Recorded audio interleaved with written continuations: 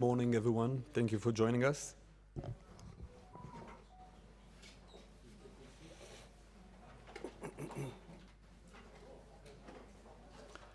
We'll start with statements of Foreign Minister Gideon Saar and the Minister for European and International Affairs, Beate Meinl-Reisinger, and then we'll open it for questions. Minister, please. Thank you. It's an honor to welcome Austrian Foreign Minister Beate Meinl-Reisinger. Austria is one of Israel's greatest friends in Europe. Our relations have deepened over the past 20 years. We are interested in further strengthening our friendship and bilateral relations. We had a good, positive conversation, and I thank you for I appreciate your solidarity visit to Israel today. Foreign Minister, after Operation Rising Lion, and I look forward to closely working with you. Israel's successful operation in Iran, as well as other actions that we took in this war, have a direct and significant contribution also to Europe's security. The Iranian ballistic missiles that we severely damaged are missiles that can reach Europe. The drones that we hit are sent by Iran to be used in the war in Ukraine. The immediate danger of Iran becoming a nuclear state would have created a nuclear arms race in the Middle East. This would have undermined regional stability. This also would have affected Europe's security. I believe we are your strategic partner in this part of the world. You will not find other that really shares the same values and also the same challenges. Criticism of Israel, which does not take into account the complex reality we live in, does not help to overcome the challenges ahead of us. Israel is a country attacked on many fronts by enemies seeking its elimination, and we were always, even though we always had a sword in one hand, we never abandoned our democratic commitment and tradition. Israel is serious in its will to reach a hostage deal and ceasefire in Gaza. We said yes to Special Envoy Steve Witkoff's proposals, time and again. Unfortunately, until this moment, Hamas hadn't. It is now critical for Europe to back the American initiative for a ceasefire and to shatter Hamas illusions. If a temporary ceasefire is reached, according to Witkoff's proposal, it will be easier also to address the humanitarian situation. There are, of course, significant gaps between the two sides' positions. We refuse to accept Hamas dictates about the conditions to end this war. Hamas want to end this war while effectively controlling Gaza. This will not enable Israel's security. This will not allow regional stability. Hamas is trying to use the hostages to force this outcome, but we are committed to achieving our objectives. We would prefer to do so through diplomatic means. But if that is not possible, we will have no choice but to use military means. Any country with a huge threat so close to its borders and communities would do so.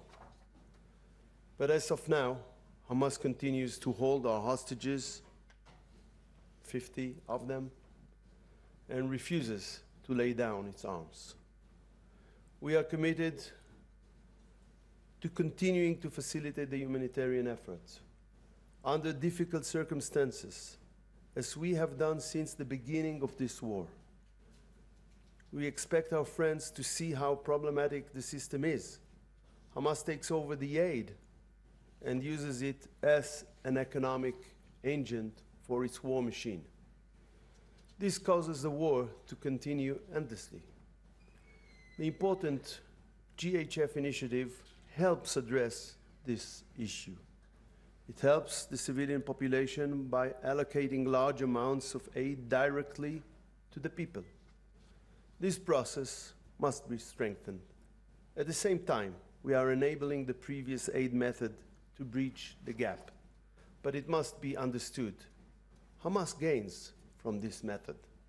We must strive to help the civilian population without strengthening Hamas. We have also opportunities in front of us. We paid for the new reality in the Middle East with the blood of our soldiers and citizens. Israel is interested in expanding the Abraham Accord circle of peace and normalization. We have an interest in adding countries such as Syria and Lebanon, our neighbors, to the circle of peace and normalization, while safeguarding Israel's essential and security interests. Israel applied its law to the Golan Heights over 40 years ago.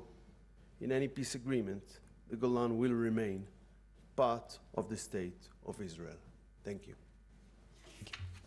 Yes, please. Thank you very much, dear Minister Saar, dear Gideon, ladies and gentlemen. Thank you very much for a very warm welcome in Israel. I believe I'm the first foreign minister to visit Israel after the ceasefire with Iran, and I told you when I told my European colleagues about my plans to go to Israel, because I planned to go some time ago on Tuesday, so I postponed it on Monday. I talked to my colleagues in the Foreign Affairs Council and said, I'm planning to go to Israel. Some of them told me, you're brave. And I said, no, it's not me who is brave, but it's the Israeli people that are brave, facing and living in times of existential threats. So this is, and showing, by the way, remarkable resilience. This is why I want to begin my remarks with a simple message. Austria stands firmly by Israel and the Israeli people as a true friend. Our commitment to Israel's security, sovereignty, and the right to exist is unwavering. As a nation, we carry the responsibility of our history. We talked about that, and we do not forget. My visit to Yad Vashem tomorrow will serve as a solemn reminder of that responsibility. Austria's support for Israel is built on more than words. It is based on our shared democratic values and demonstrated by our commitment to protecting Jewish life wherever it is under threat. Our strategic partnership, you talked about it, launched in 2022, reflects the strong and growing relationship between Austria and Israel. And honestly, we are deeply moved that 20,000 descendants of Holocaust survivors have accepted Austrian citizenship in recent years. This is a sign of reconciliation and renewed connection. And it makes the recent rise in anti-Semitic incidents, both in Europe and globally, all the more troubling and unacceptable. In times like these, open dialogue and diplomacy are paramount. That's why I'm here today, because true friends do not turn away in difficult times. This is my belief. Ladies and gentlemen, after our press conference, Gideon and I will go to Bat Yam to see firsthand the terrible impact of an Iranian attack on a civilian target. In this context, I want to be very clear. Iran must never be allowed to acquire a nuclear weapon. We have always recognized the threat posed by Iran, from calling for the destruction of Israel to directing its proxies to attack it. My heart goes out to all the innocent civilians who have lost their lives in recent weeks, and I sincerely hope that the bloodshed has finally come to a close, while a historic window for the return to dialogue and diplomacy opens. For us, a credible path forward must be based on respect for international law, credible restrictions on Iran's nuclear program, and effective oversight by the IAEA. To reach such an agreement, Austria is prepared to offer its support in any meaningful way, and of course, we again stand ready to host negotiations once again. Ladies and gentlemen, allow me to address the situation in Gaza. The terrorist attack of October 7 was a moment of unspeakable brutality.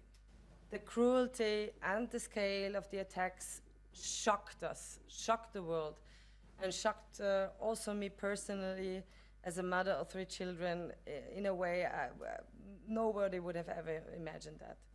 There can be no justification for such barbarism. Austria stands in full solidarity with Israel. At the same time, I believe that even in this difficult moment, there is a genuine opportunity to move towards peace in Gaza, precisely because the current situation is unsustainable. The humanitarian conditions on the ground are unbearable. They demand urgent changes. Let me be frank, the suffering of civilians is increasingly burdening Israel's relations with Europe. A ceasefire must be agreed upon, yes. Hamas must release all the hostages without preconditions, and humanitarian aid must resume. By the way, speaking about hostages, I was able to meet Tal Shoham when he returned to Vienna, and I was also able to visit the families of Guy Gilboa and Beate David. They also came to visit in Austria, and I think I'm going to see them today or tomorrow again, as well as Tal Shoham. And the family of Eviatan, I think they gave me in Vienna this as a reminder that he still kept hostage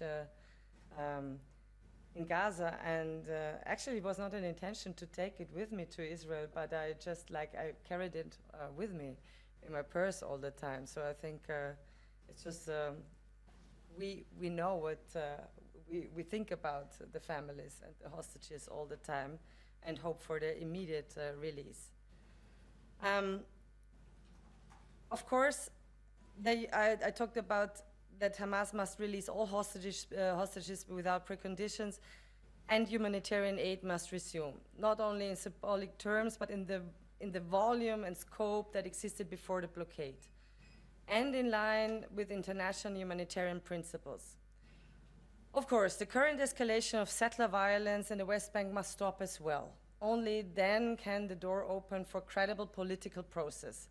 Such a process must be based on clear security guarantees for Israel and the disarmament of Hamas. Let me be clear, Hamas must not be part of Gaza's future. At the same time, Gaza cannot be stripped of its Palestinian character.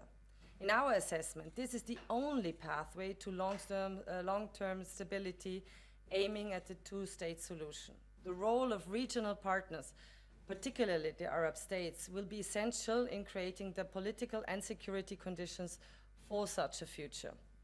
We see a historic window of opportunity. The people of Israel have shown extraordinary resilience, unity, and strength. They have a right to live in peace, free from existential threats. And this moment also offers a chance to shape a different future for the Palestinian people, a future without Hamas, but instead with dignity, responsibility, and the hope of coexistence. We owe it to all those suffering from the consequences of war, Israeli and Palestinian alike, to seize this chance for peace before it slips away. Ladies and gentlemen, dear Gideon, I would once again like to express my sincere gratitude for your warm welcome. I'm truly happy to be spending the coming days in Israel on my first official visit. It's not my first visit, it's my first official visit to Israel. These exchanges and the conversations we have already begun are an important step in strengthening our close ties.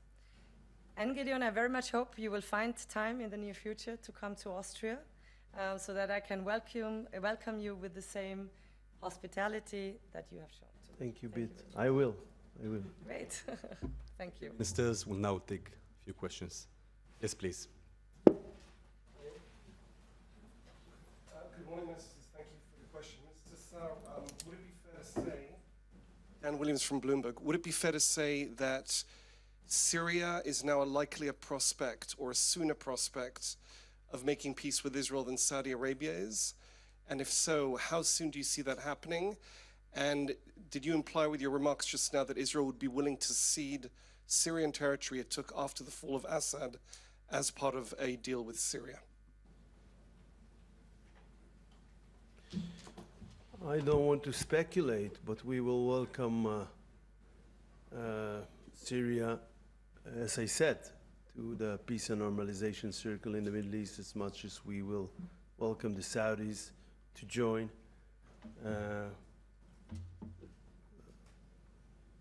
We want to have good relations with all our neighbors at the same level.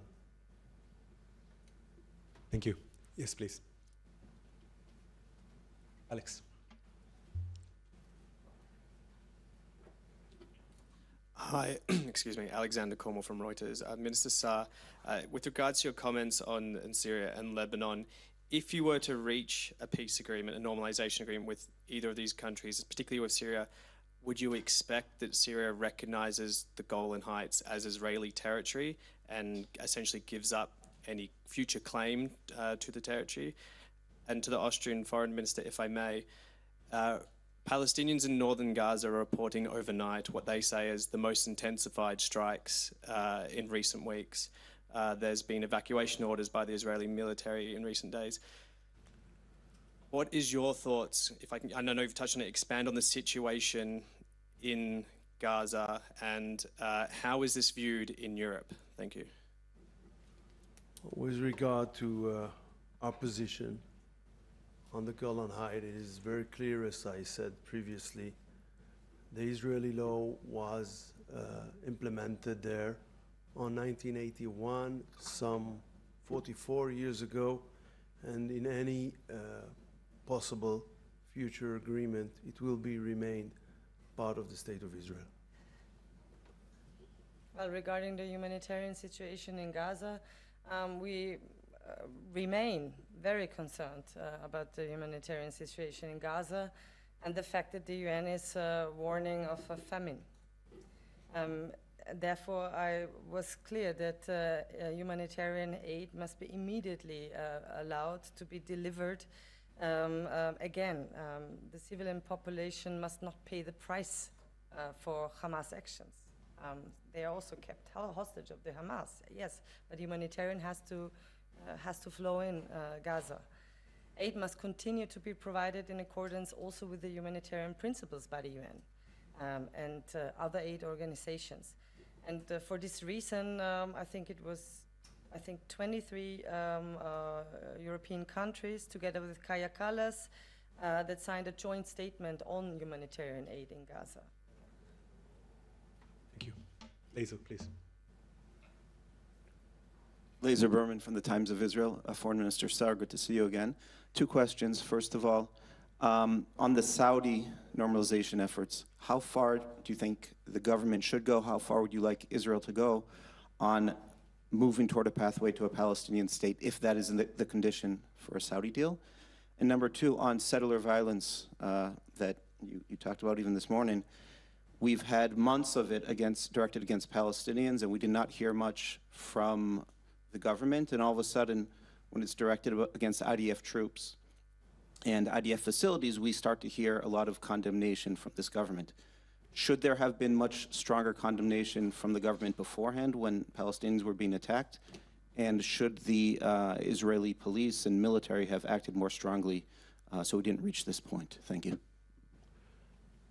For the second question, any kind of violence by civilians is not allowed. The task, but self-defense in certain circumstances, but this is it. The task of the IDF and the security forces is to take care for the security, and no one should act independently and regardless to the law. And it doesn't matter if the objective is attacking other civilians, other Israeli civilians, Palestinian civilians, soldiers of the IDF. It is all of these cases should be treated by our legal system in the most serious way. With regard to the first question, our view is that a Palestinian state will threaten the security of the state of Israel. And therefore, we must learn the lessons from what happened here during the last 3 decades. And therefore, I think that today, I know what is the EU position on the matter, including Austria, but we are those who are responsible for the security of our nation. And this is not something that we can do and be still committed to the security of our state, from my point of view. So if it is conditional, I don't think it is constructive. Any process with the Palestinians, just to make it clear, because what our expectations are. Any process should be based on the radicalization of the Palestinian society, addressing the core issues that can afford a reliable peace process, which are abandon the path of terror, abandon this ethos, which is the common ethos of, unfortunately, of the Palestinian society, all of it. Of course, part of it is stopping payments for terrorist families, according to the crime they did. This is something unbearable. This is something that they hadn't done until this day. I'm talking about the PA. Secondly, incitement. You cannot go for a reliable peace process while you poison the minds of the new generation in schools, kindergartens, textbooks, mosques, media. This must be stopped. So the conditions for peace, for real peace, are substantial. And when the Palestinian society, political system will start to deal with these basic questions, we will know that maybe we have a partner, but until now it's not the case, unfortunately. Thank you. Yes, please. Thank you. David Kriegleder, Austrian Public Broadcasting. Minister Saar, after October 7th, there was a huge wave of solidarity in Europe, especially in friendly countries such as Germany and Austria, not just among politicians, but also within the population. As the war in Gaza has dragged on, there's been some form of estrangement. The criticism is rising. And I'm wondering, how hard is it for you these days to explain and defend the Israeli conduct of the war to your European partners?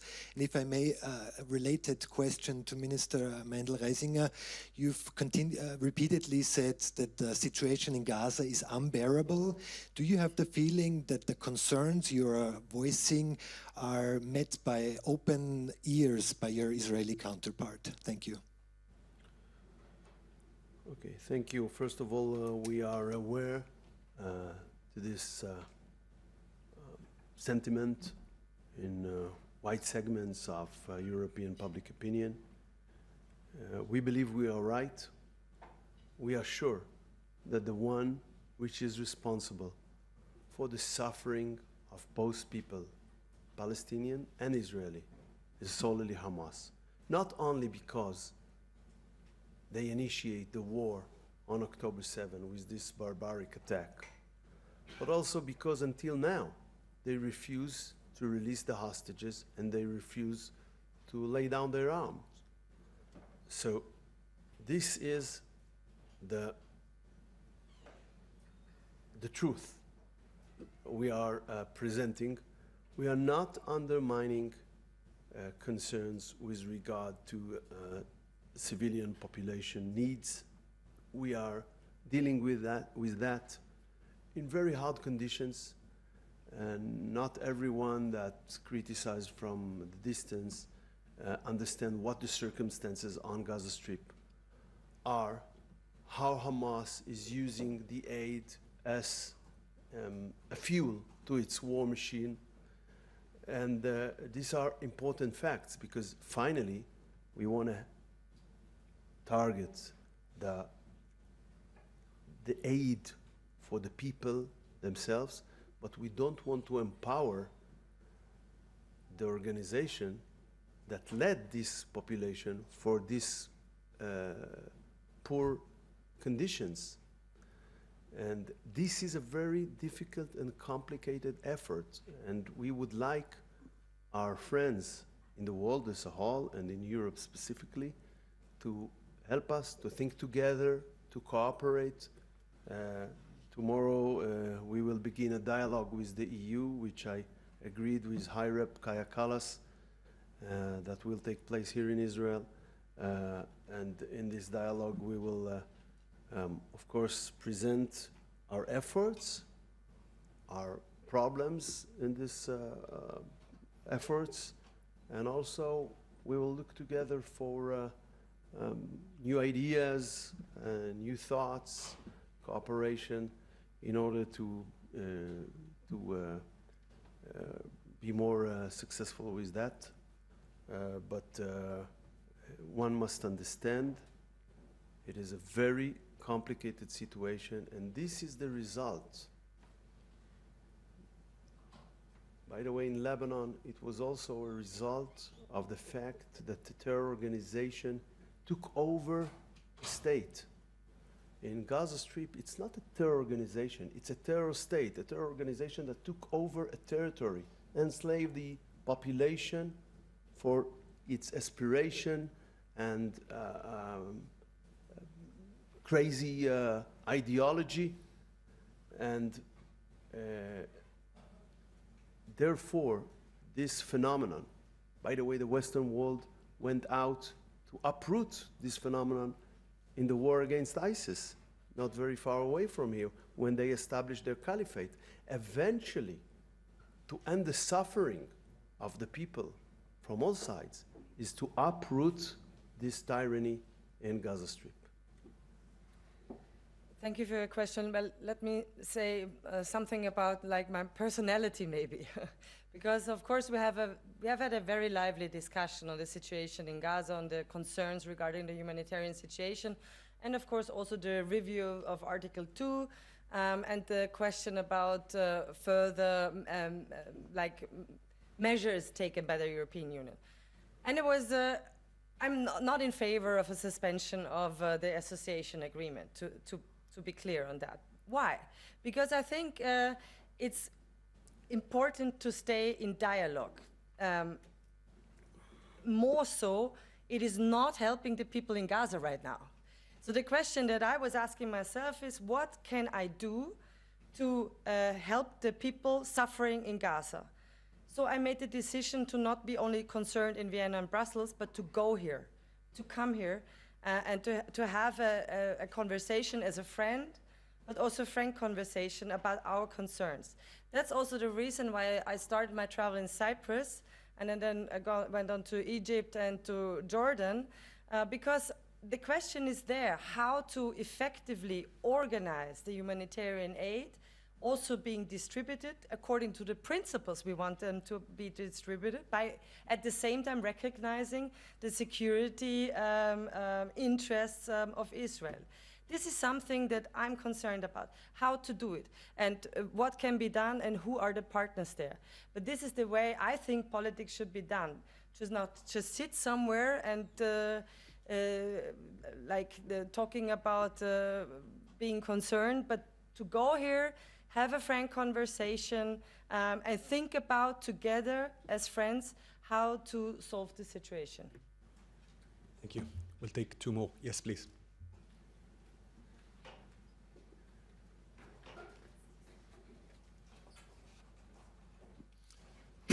Fabian Sommerwiller from the Austrian Daily Der Standard. The question is also related to the flow of humanitarian aid into Gaza. We've we've heard repeatedly that you were unhappy with the former situation with Hamas using humanitarian food basically to use it against as a weapon. Also, we've heard in the past few months very often that many of your Western partners are unhappy with the situation right now with the GHF. So if both sides can't agree on either one side the way the food and the humanitarian aid is distributed, why can't we think of a third option, and what could such a third option look like? We are not excluding thinking about the third option. We are looking at the objective. The objective is, I repeat again, meet the needs of the people without empowering Hamas. Whatever path is possible to achieve this objective, we will support.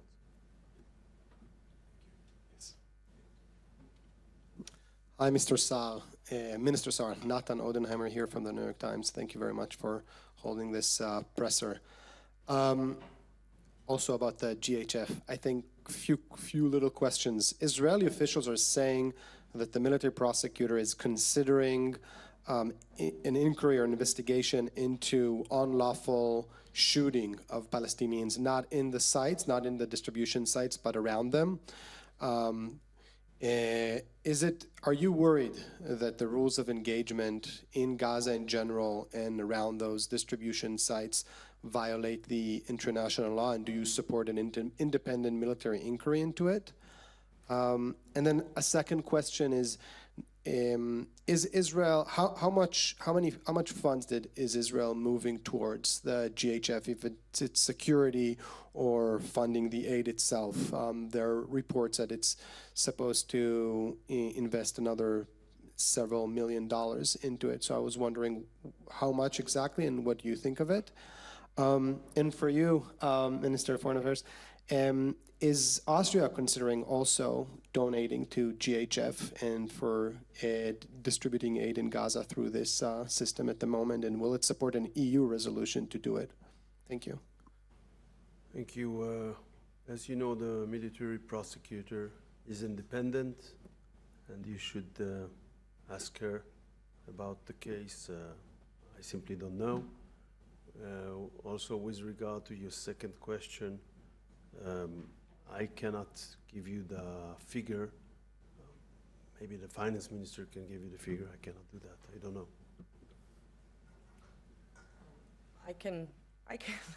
I can give you a figure what Austria did after October 7, 2023. More than, like our humanitarian aid amounted for over more than 60 million euros regarding the situation in Gaza. And how did we do it? With what partners did we work together with those partners who are reliable, that are also committed to the principles? We are using taxpayers' money here. So we want to see it used properly. That means not getting in the hands of Hamas, but also used in a way that is done according to the principles of the United Nations and other organizations. Just recently, I think on Wednesday, the government took a decision to additionally have 3 million euros of humanitarian aid. And we do this via the International Committee of the Red Cross, because this is such a reliable partner, and the GHF is not. Thank you. This presser is now over. Thank you.